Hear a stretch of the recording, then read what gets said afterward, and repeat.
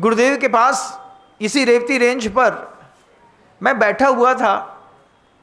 एक व्यक्ति दूर से आवाज लगा रहा था, मुझे अंदर जाना है, मुझे अंदर जाना है, तुम लोग फालतू में रोक के रखे हो, मुझे अंदर जाना है, मुझे अंदर जाने दो, मैं आचार्य का पुराना भक्त हूं, मुझे गुरु जी के पास जाना है। बार बार बोल रहा था। गुरुदेव को कोई दिख नहीं रहा था, लेकिन आवाज सुनाई दे रही थी।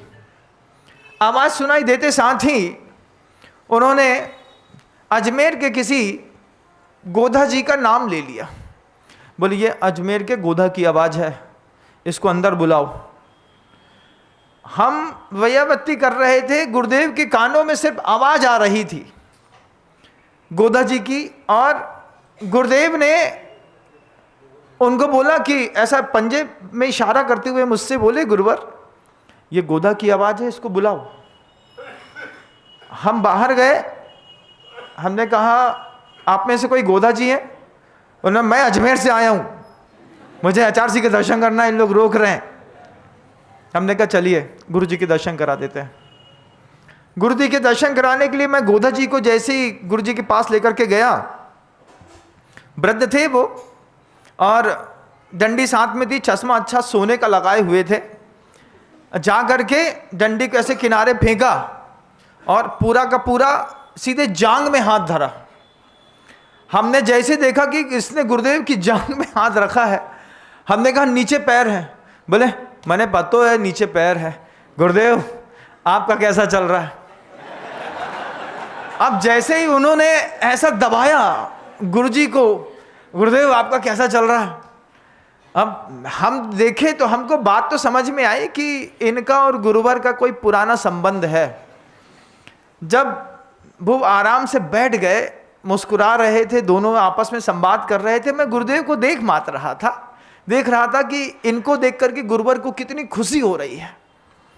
फिर जब वो संतुष्ट करके उनको वापस भेज दिया, फिर मैंने गुरुदेव से पूछा कि गुरुदेव बहुत दिनों बाद आपके चेहरे में एक अलग प्रकार की चमक दिखी, आपने कान की आवाज से व्यक्ति को पहचान लिया। गुरु बोलते हैं ये गोधा है, ये वैद्य है। जब अजमेर में मुझे बुखार आ गया था, ये मेरी दिन रात सेवा करता था, तब से मेरे कान में इसकी आवाज़ बस गई थी। आज ये करीब 20 साल बाद हमारे पास आए, लेकिन आवाज़ तो कान में बार बार सुन तो रहा था, स्मृति में आ गई कि ये गोधे की आवाज़ है, वही निकले।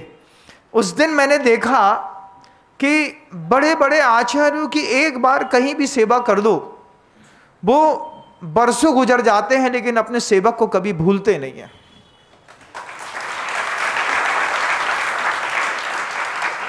आप सबने भी उस वक्त गुरुदेव बोलते हैं, गुरुदेव के शब्द हैं आज भी स्मृति में है।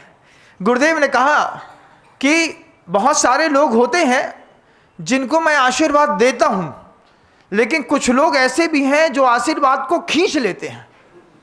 हमने कहा आचार्य जी आशीर्वाद खींचा भी जाता है? बोले देखो इसने खींचा कि नहीं खींचा।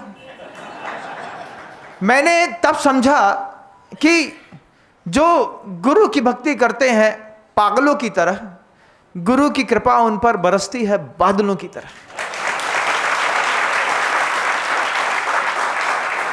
क्या गजब का वो दृश्य था रेवती रेंज का। सीधे चढ़ा गृहस्थ होकर के, हमने 22-20 साल मुझे गुरुवर के साथ रहते हो गया, मैंने उसको कभी जीवन में कभी देखा नहीं। आते ही साथ गुरुजी के पैर लंबे थे, एक और मुनिराज पैर में थोड़ा सा घी लगा रहे थे, वैयावत्ती चल रही थी गुरुदेव की, आते साथ सीधे जांग में हाथ रखा। हमने कहा भी पड़ी डांट इसको जबरदस्त। लेकिन आचार्य जी बड़े प्यार से उससे पूछते हैं सब ठीक है, बहुत वृद्ध हो गए हैं आप? बोले हाँ, कितने पहले तो मिले थे। जब गुरुवर ने उनका संवाद बताया तब मुझे लगा कि आचार्यों के शिष्य कहाँ कहाँ बैठे हैं, किस किस स्थिति में बैठे हैं, ये अंदाजा लगाना बहुत मुश्किल है। फिर गुरुदेव की वो दूसरा शब्द था, गुरुदेव का शब्द था कि कुछ लोगों को आशीर्वाद देता हूं, कुछ लोग आशीर्वाद को खींच लेते हैं। ऐसे इस इंदौर शहर में भी बहुत सारे ऐसे लोग हुए हैं जिन्होंने गुरुदेव का आशीर्वाद मांगा नहीं, गुरुदेव के आशीर्वाद को हक के साथ खींच लिया। हमारे गुरु हैं, हम भक्ति करते हैं, हमको मिलेगा। उनको इतना विश्वास था कि आचार्य श्री जी ढूंढते ढूंढते ढूंढते उसके घर तक गए। प्रसंग मुझे याद है बंधुओं,